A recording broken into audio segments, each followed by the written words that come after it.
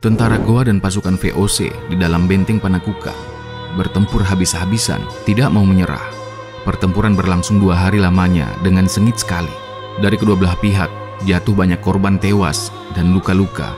Untuk mencegah pertempuran darah lebih banyak, maka kedua pihak yang berperang mengadakan gencatan senjata sementara waktu dengan maksud berunding menuju arah tercapainya suatu perjanjian perdamaian yang sungguh-sungguh. Daeng Patundro 1967, halaman 62 hingga 64.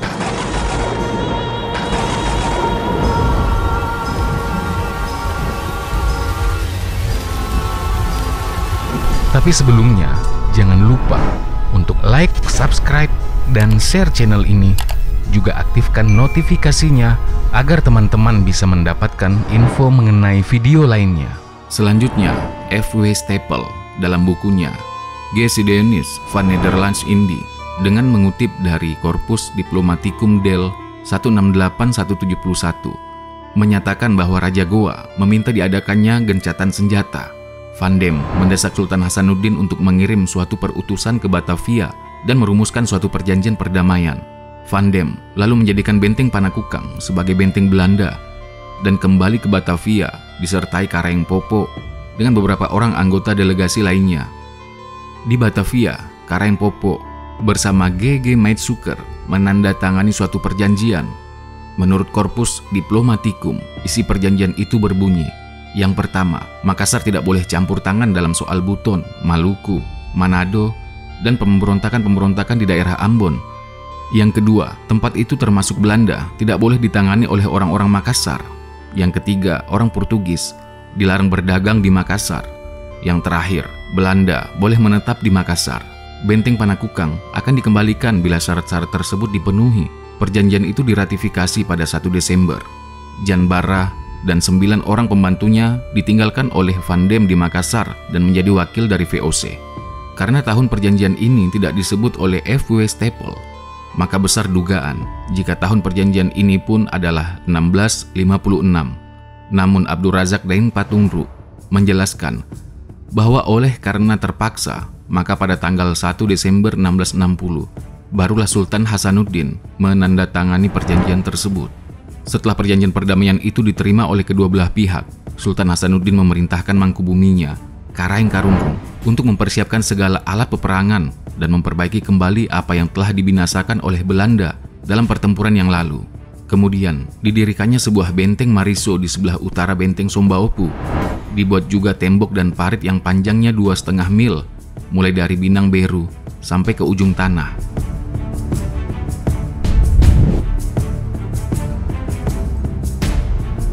Atas perintah Mangkubumi Kerajaan Goa, Kareng Karunrung, didatangkanlah 10.000 orang Bone ke Makassar. Di bawah pimpinan Janang Bone, Tobala, mereka diperintahkan menggali parit sekeliling benteng Panakukang, sehingga benteng itu terpisah dari daratan. Pekerjaan itu sangatlah berat, lambat laun, karena perlakuan-perlakuan Kareng Karunrung terhadap mereka terlampau keras dan kurang memberikan jaminan sebagaimana mestinya. Maka timbullah ketidaksenangan di kalangan orang Bone yang dikerahkan untuk bekerja itu. Pada suatu hari, ketika tidak tertahan lagi amarah mereka, serentaklah mereka meninggalkan tempat pekerjaan itu bersama-sama di bawah pimpinan Tobala kembali ke Bone tanpa meminta izin kepada Kareng Karunrung atau pembesar-pembesar kerajaan Goa lainnya. Tak lama setelah mereka tiba di Bone, di bawah pimpinan Tobala dan mendapatkan dukungan sepenuhnya dari Latan Ritata Arupalaka melakukan pemberontakan terhadap kekuasaan Goa.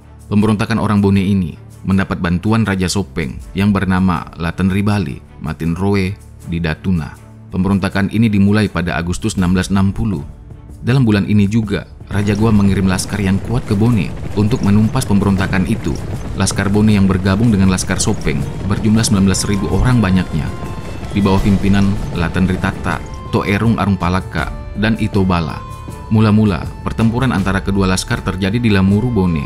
Di tempat itu, Laskar Goa dikepung oleh Laskar Bone Sopeng.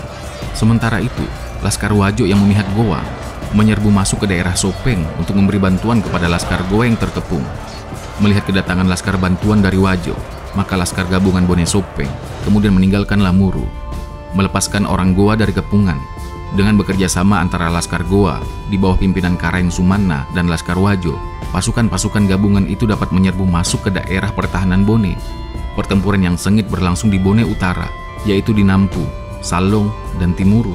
Dalam pertempuran ini, Tobala tewas pada 11 Oktober 1660.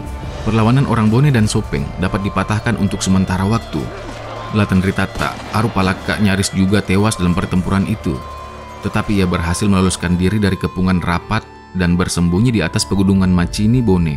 Orang Goa mendesaknya untuk menyerahkan diri. Desakan itu dijawab oleh Latenritata bahwa ia akan menyerahkan diri dengan syarat supaya orang-orang Goa kembali semuanya ke Goa. Orang Goa menerima syarat itu, tetapi hanya sebagai siasat saja, karena bila mana Arupalaka menyerahkan diri, maka mereka akan menawannya. Sementara menunggu perundingan-perundingan penyerahan, Arupalaka kemudian berhasil meloloskan diri dari persembunyiannya.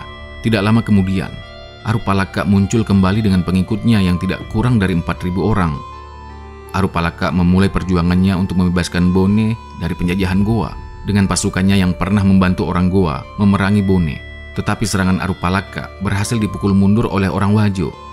Maka bersama-sama dan berusaha berangkat ke Baru dan Tanete dengan melintasi daerah Ajatak Parang dan lain-lain.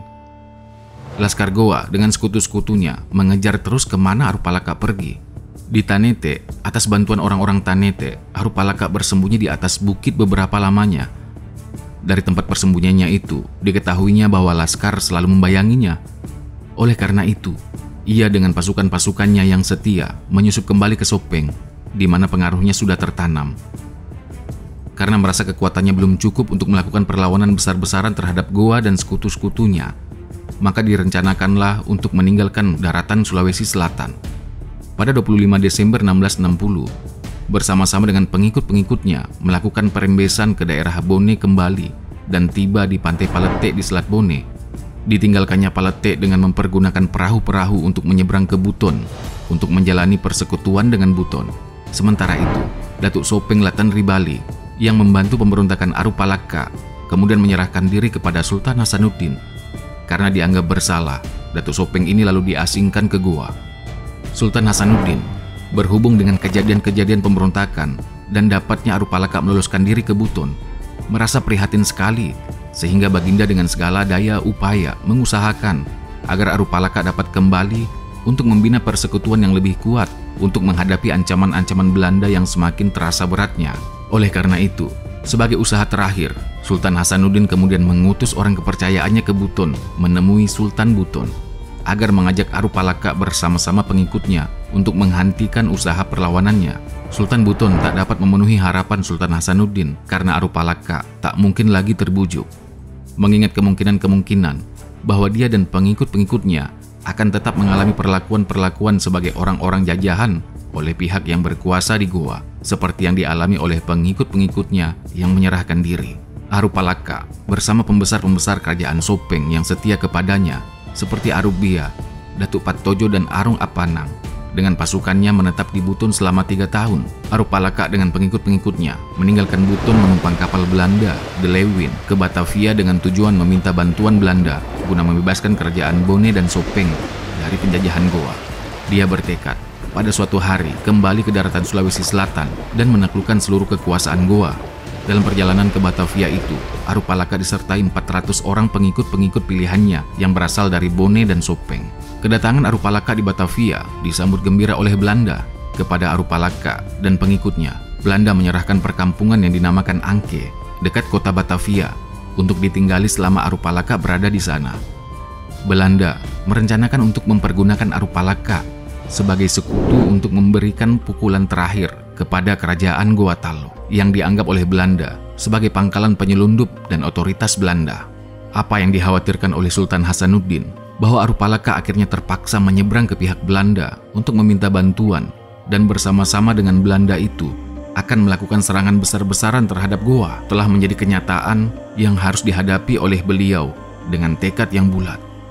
Segala usaha Sultan Hasanuddin untuk menarik kembali Arupalaka ke pihaknya ternyata gagal, sehingga tak ada jalan lain dan harus menghadapinya dengan persiapan perang yang lebih kuat. Dengan bantuan dari Kareng Karunrung yang selama ini tidak puas terhadap kebijaksanaan Sultan Hasanuddin dalam menghadapi Arupalaka secara lunak, persiapan menghadapi peperangan yang lebih sengit pun dilakukan. Benteng-benteng di pantai Makassar, mulai dari benteng pertahanan Galesong Barombong Panakukang sampai ke ujung utara Tallo dengan benteng Mangara Bombang, diperlengkapi dengan persenjataan yang tangguh. Benteng Sombaopu sebagai benteng utama diperlengkapi dengan meriam-meriam jarak jauh. Benteng Anak Goa yang akan melindungi benteng Kali Goa dari laut dan daratan diperlengkapi dengan senjata-senjata jarak pendek dan prajurit-prajurit tangguh dari Goa, Galesong, dan Bajeng. Kota Makassar berada dalam keadaan perang dan genting. Sejak berontaknya Aruk Palaka, peningkatan kewaspadaan itu dilakukan dengan sangat teliti. Kekuatan-kekuatan kerajaan-kerajaan Bugis dan Makassar yang tetap setia untuk menghadapi kemungkinan serangan Aruk Palaka yang dibantu oleh Belanda. Menurut beberapa cerita rakyat di kalangan orang Bugis maupun orang Makassar, terutama dalam lontara atau prosa lirik orang Makassar, Kapala Talumbatua, bahwa ketika Aruk Palaka berdiam di Batavia, dia dan pimpinan-pimpinan pasukannya mengikuti latihan-latihan perang yang diadakan. Belanda kemudian menemukan dalam diri Aruk Palaka terdapat kekuatan-kekuatan luar biasa dan ketangkasan yang tak sembarang orang mempunyainya. Aruk Palaka kemudian dibawa serta oleh pasukan-pasukan Belanda untuk peperangan-peperangan penaklukan di beberapa tempat di Pulau Jawa dan kepariaman di Sumatera. Dengan pengalaman-pengalaman perang bersama itu, Belanda telah memiliki modal utama untuk menaklukkan Makassar dari arah daratan. Perjanjian perdamaian Makassar-Belanda yang ditandatangani bersama pada 1 Desember 1656 ternyata hanya dapat berjalan beberapa tahun lamanya. Waktu itu dipergunakan oleh Makassar untuk memulihkan kembali kekuatannya seperti yang disebutkan sebelumnya. Untuk kepentingan rakyatnya dan untuk kepentingan perdagangannya, Sultan Hasanuddin yang mempunyai hubungan luas dengan orang-orang Portugis melanjutkan hubungan itu. Maid Sukar mendesak beliau supaya mengusir semua Portugis dari daerah Makassar. Surat menyurat yang berlangsung antara Sultan Hasanuddin dengan Gubernur Jenderal Matsukar di Batavia melalui Janbara, wakil VOC yang menetap di Makassar sejak perjanjian perdamaian, tidak dapat meredakan suasana ketegangan. Sultan Hasanuddin malah lebih memperhebat pembangunan alat-alat pertahanannya. Benteng-benteng baru dibangunnya, apalagi karena beberapa orang anggota delegasi Goa yang diberangkatkan bersama Karaeng Popo ditahan oleh Batavia sebagai ostagirs atau sandera. Tahun-tahun setelah perjanjian itu dihiasi dengan insiden-insiden dan pertempuran-pertempuran, terutama dengan pemberontakan orang Bone. Semua insiden-insiden itu mempertajam permusuhan, baik dalam negeri maupun dengan Belanda. Menurut versi Belanda, pada 1662, sebuah kapal Belanda bernama De Welvis terdampar di perairan Makassar. Kapal yang terdampar itu kemudian dirampok oleh orang-orang Makassar.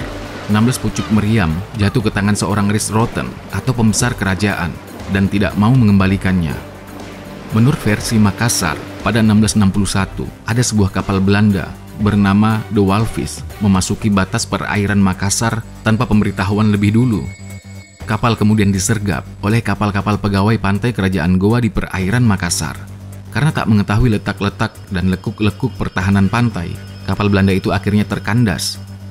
Sebagai hukuman, maka kapal itu disita dan 16 pucuk meriam yang dipergunakannya dalam melakukan perlawanan itu disita oleh kerajaan Goa.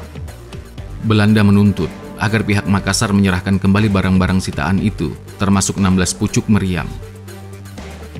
Baik Makassar maupun Belanda sama-sama telah melakukan tindakan-tindakan sepihak terhadap kejadian-kejadian yang mengangkat dan mempertegang suasana yang sudah tegang. Makassar membungkam 1000 bahasa atas tuntutan Belanda. Pihak Belanda pun mengambil tindakan-tindakan sepihak dengan mengumpulkan perwakilan-perwakilan kerajaan ke Batavia. Wakil-wakil dari Bone, Buton, dan Seram yang menyatakan permusuhannya dengan Makassar untuk perundingan-perundingan rahasia dalam rangka mempersiapkan peperangan melawan Sultan Hasanuddin.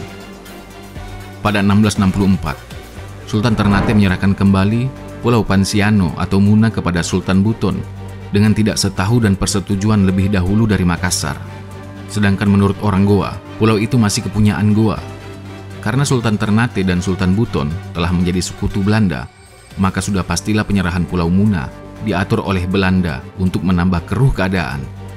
Jacob Chau dengan didampingi oleh Abraham Wesper dikirim lagi oleh Belanda ke Makassar sebagai dideleger komisaris untuk mencegah orang-orang Portugis tinggal di Makassar, juga untuk menenteramkan keadaan yang semakin gawat menghadapi Belanda.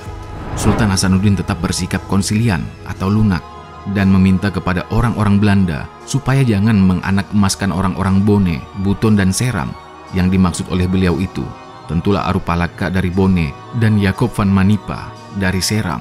Semua usaha itu tidak berhasil menenteramkan keadaan, bahkan semakin memperburuk setelah Pulau Patsianu atau Muna yang menjadi suatu Ansprak atau daerah taklukan kerajaan Goa oleh Raja Ternate diserahkan kepada Buton. Sultan Hasanuddin kemudian menuduh Belanda di balik peristiwa tersebut.